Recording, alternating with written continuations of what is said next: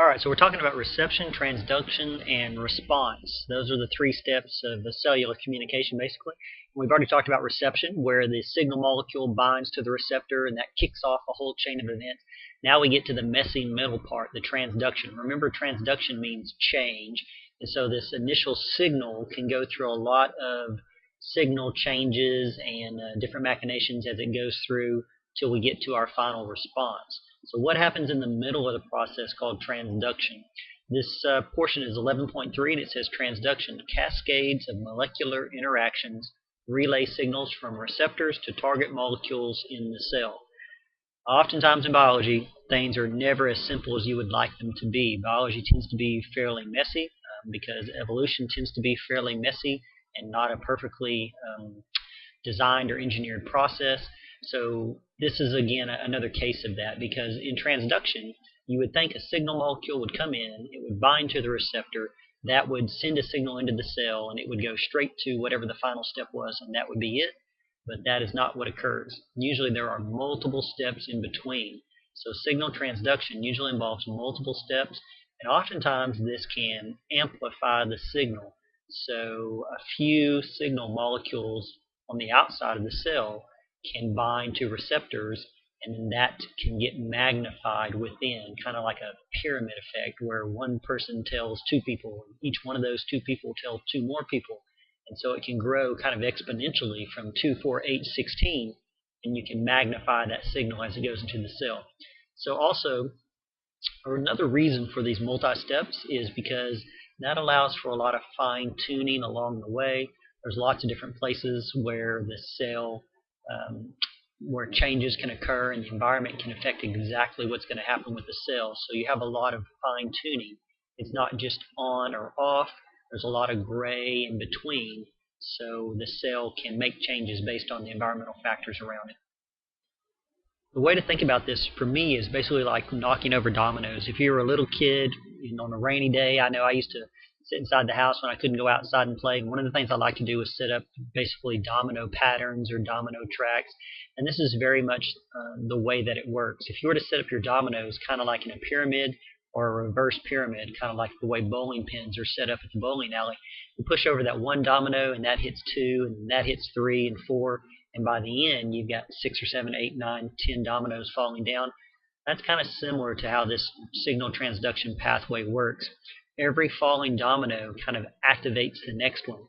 So the receptor activates another protein, which activates a second protein, which activates a third, and that goes on down the line until we reach our final goal, our activity that we were trying to accomplish. The actual original signal molecule, like the epinephrine or the testosterone, in many cases doesn't ever get passed on itself. In many cases, that signal molecule never even enters the cell. It binds with that receptor molecule in the membrane, and then that just starts causing a change that ripples through until we get to the very end. But the signal molecule itself may never actually enter the cell. At each step of the way, the signal is what we call transduced or changed into a different form. Usually this means one activated protein binds with another, changes its shape, which binds with another, which changes its shape.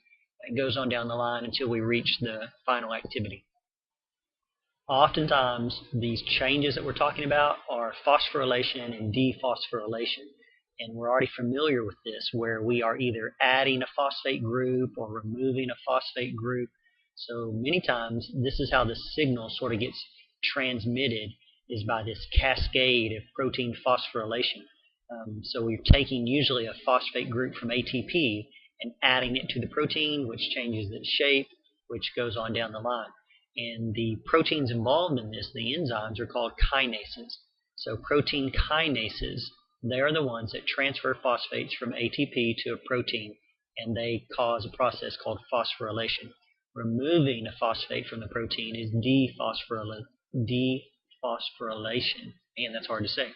But in any case, it's protein kinases. That word right there, kinases, means an enzyme that either adds or subtracts a phosphate group. So proteins kinases leave behind ADP, right? They take a phosphate group from ATP, they leave ADP, and then that ADP can be reused again we can phosphorylate that and start the whole process over again. I guess for us to be really precise, we should probably limit our understanding of kinases as transferring phosphates from ATP to the protein, because there's actually another type of enzyme that removes the phosphates from the protein. So rather than think of kinases, a lot of times I just think of the kinases as in general adding or removing phosphate groups, but I guess more specifically the kinases are the ones that take phosphate from ATP, transfer that to the particular protein that we're talking about. So the ones that remove the phosphate, they actually have another name, and they're called phosphatases. So protein phosphatases actually do the removal of the phosphate from the protein. That's dephosphorylation. Oh man, can't say that word. Dephosphorylation. So the protein phosphatases do dephosphorylation. Man, try to say that sentence 3 or 4 times fast.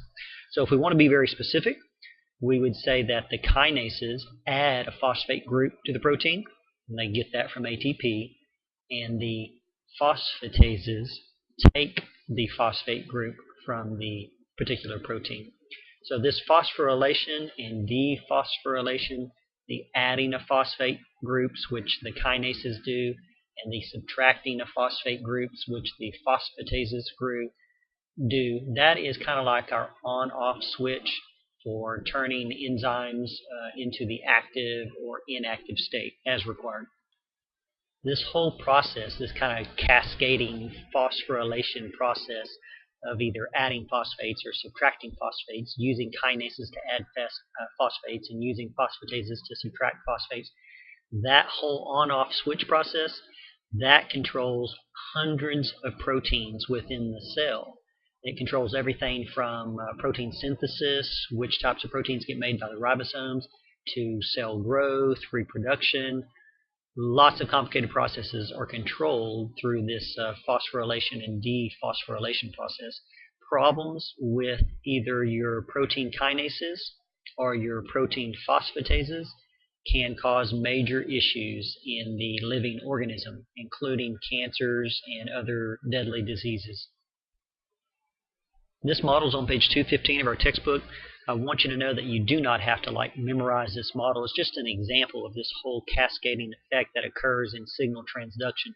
So instead of there just being 1 or 2 steps, which you would like to think, oh yeah, so we can just get from this portion to this portion in 1 or 2 steps, it doesn't work that way usually. There is what we call a phosphorylation cascade, where the signaling molecule changes the receptor that activates a relay molecule, and then that starts a whole chain process of phosphorylation and dephosphorylation. We use the kinases to take the phosphate from ATP and add it to the protein, and then we use the phosphatases to take a phosphate group from the protein, and this whole process just goes down the line, changing one protein after another until we finally get to our last response, which is to take whatever our target protein was, activate it, and that's going to cause whatever final change that the whole signaling molecule was attempting to cause. If you look at this process and you think to yourself, man, this does not look efficient at all, well, you're right. It is not exactly the most efficient process. And we're about to take a look at another method of doing this where smaller molecules are also used to kind of help spread the message. So if you wanted epinephrine, and think back to the cheetah and the gazelle, you want these signals to act very quickly, and you want whatever change that needs to occur very quickly. So these signaling molecules flood the body through the circulatory system, and they are flooding the cells. But once we get it to the cell, we need this instruction or this information to then flood the interior of the cell and get a whole lot of activity going at one time. We don't want just a single pathway that leads to the cellular response. So we're going to take a look at some other small molecules that kind of flood the entire interior of the cell and help this process move along very quickly. In the previous model that we just looked at, this one right here, pretty much everything involved were large protein molecules. But there are other molecules and chemicals that are involved that are not proteins. These would be called secondary or second messengers. That first extracellular signal molecule, this guy right here, he's like the primary messenger. and the receptor is the primary receiver of that message. But once that signal gets into the cell, there's a wide variety of ways that we can distribute that message. And one of the ways that we can do that are with very small, non-protein, water-soluble molecules and ions that can spread through the cell by diffusion fairly quickly. So not everything we're going to see is made up of these large, bulky proteins. Sometimes we're going to send out what we call second messengers.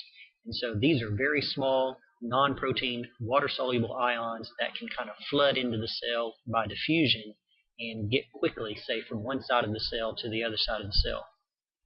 These ions, second messengers, they are often part of these GPCR pathways, the G protein coupled receptor pathways.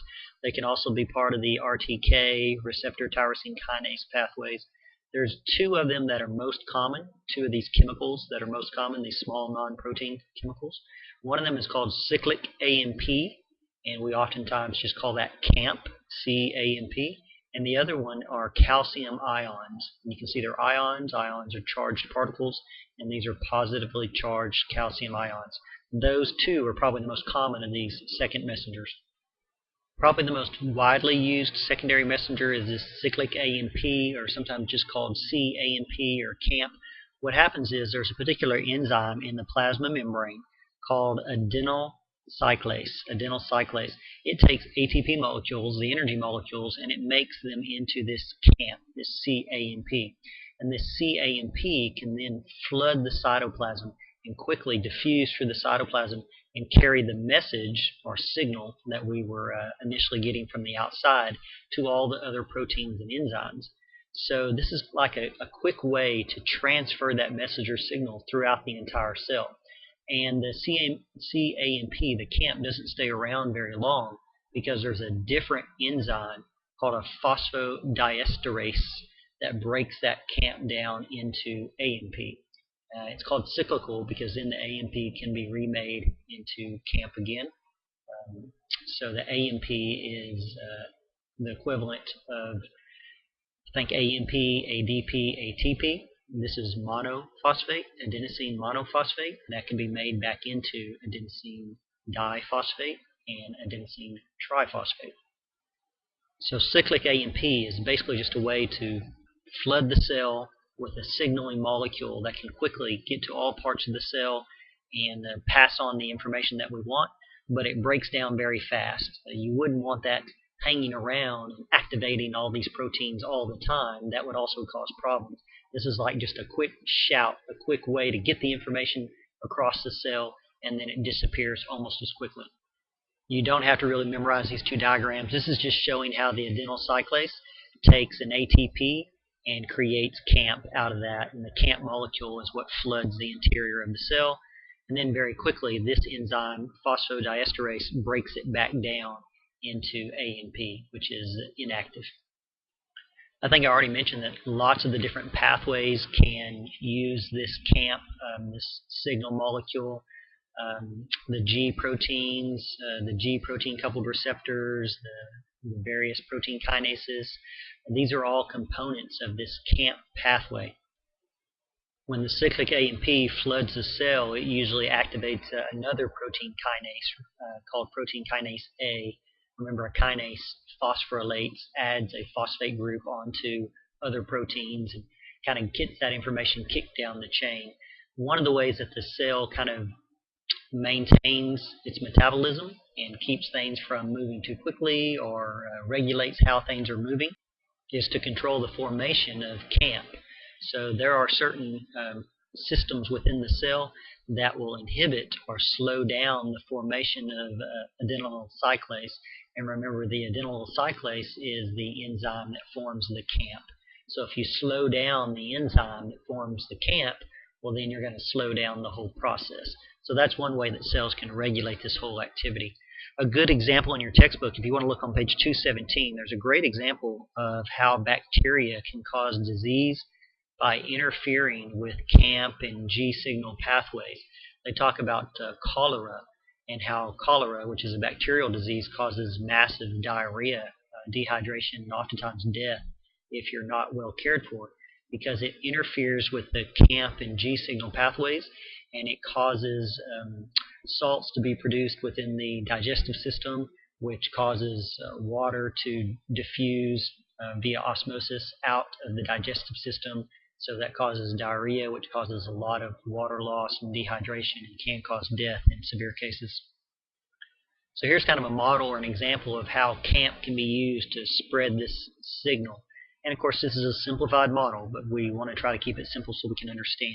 So here is your first messenger, your signal molecule. Let's say that this is epinephrine from the fight or flight that we've been talking about. It will connect to a G protein coupled receptor. CAMP is not only used with the G protein coupled receptors, but in this example it is. So it connects with a G protein coupled receptor. That protein will then bind with the G protein. That will take GDP and create GTP. So now this becomes activated. That will bind with this enzyme. This one happens to be adenylyl cyclase. That will create the CAMP. That will then flood the particular cell, and that will activate this protein kinase A, which will then phosphorylate a wide variety of other proteins, hopefully leading finally to our cellular response, whatever our end goal was. So cyclic AMP or CAMP is a very widely used secondary messenger to flood the cell with signal molecules, but there is a secondary one as well called calcium ions. Calcium ions are sometimes in particular cells even more widely used than the CAMP. Calcium ions, of course, are charged particles, and we talked about how in many cases inside the cell and outside the cell there's a different concentration of ions. Some examples where these calcium ions are used in animal cells would be in muscles and muscle contraction and cell division. In plant cells, the way that plants become more green, produce more chlorophyll when they have sunlight, the greening in response to light, those are oftentimes controlled or partially controlled by calcium ions as second messengers. So just as important as CAMP, and in some cases even more widely used than CAMP, is calcium ions. And the reason that calcium ions are so important or such a widely used secondary messenger is because the cells can actually regulate their concentration. The calcium ions are always part of the cytosol, part of the interior liquid of the cell. They're always part of the exterior liquid of the cell, but they are in lower concentration inside than outside. And remember, we talked about various pumps that can pump ions back and forth across the cell membranes to keep a concentration gradient up. Well, oftentimes the concentration outside of the cell is quite a bit higher than inside the cell. So these ions are actively transported out of the cell to keep that concentration inside low and outside high. And they're also actively transported into the endoplasmic reticulum. So inside the ER, and then also sometimes inside the mitochondria and the chloroplast, you'll have a higher concentration of calcium ions than you will inside the cytoplasm. And then outside of the cell, you'll oftentimes have a very much higher concentration of calcium ions. So those ions can be allowed to flow in, or they can be forced back out as part of this whole signaling process. So here's a nice diagram. I think this is a very nice diagram because it shows high calcium ion concentrations are all in blue. So outside of the cell, the ion concentration is very high, and then also within sometimes the mitochondria or the endoplasmic reticulum. If this was a plant cell, also sometimes within the chloroplast, we have a higher concentration. And then inside the cytosol, you see it's a much lower concentration of calcium ions. And you see we have actual protein pumps here, which we've talked about in previous chapters. They use ATP energy to keep this concentration low, to pump calcium ions out of the cell, or to pump calcium ions within the mitochondria or within the endoplasmic reticulum to keep the concentration at a different level than within the cytosol. So you may have a signal molecule that kicks off this whole signal transduction pathway that, as part of the pathway, releases calcium ions to kind of flood the interior of the cell. And that's kind of like flooding the interior of the cell with the CAMP that we talked about. It causes a reaction in many cases, or in a wide variety of cases there. So the pathways that lead to the release of this calcium, they involve a couple of other molecules. One of them is called IP3 and the other one's called DAG. The IP3 stands for inositol triphosphate and the DAG is diglycerol. These are the actual second messengers that then cause the release of the calcium ions.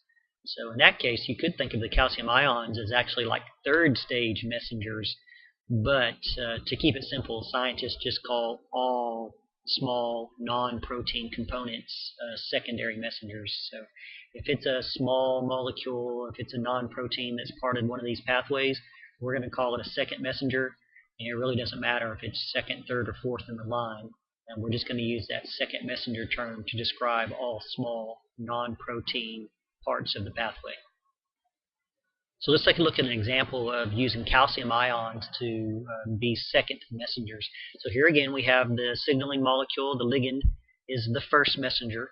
It attaches, in this case, to a G protein coupled receptor. Again, this process can also work in the protein kinases, the tyrosine kinases we talked about, but in this case it's a G protein coupled receptor. It attaches and activates that. Then it attaches to the G protein, which activates with the GTP. That's going to then activate this enzyme. This enzyme releases the DAG and the IP3, which then that enzyme comes over here and it causes a change in this calcium channel right here.